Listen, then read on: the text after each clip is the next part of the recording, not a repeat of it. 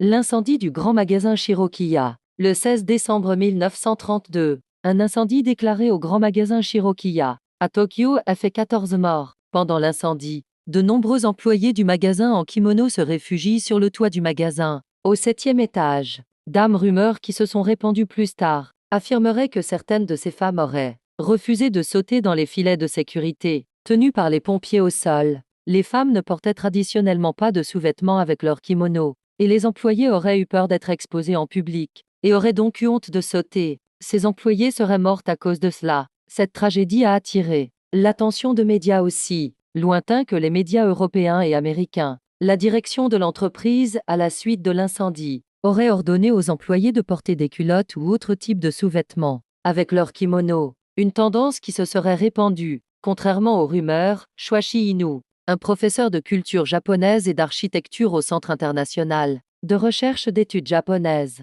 a réfuté la rumeur concernant ces femmes dont la pudeur leur aurait été fatale. Selon Inu, la plupart des employés ont été sauvés par les pompiers, et l'histoire de femmes ayant préféré la mort pour préserver leur pudeur aurait été fabriquée pour les médias occidentaux. Cette histoire a été utilisée dans de nombreux ouvrages de référence. Au Japon, la chaîne de magasins Shirokiya est généralement acceptée comme ayant été un précurseur en ce qui concerne le changement vers des culottes plus occidentales, bien qu'il n'existe aucune preuve soutenant cette croyance. Like et abonne-toi pour plus d'histoires comme ça.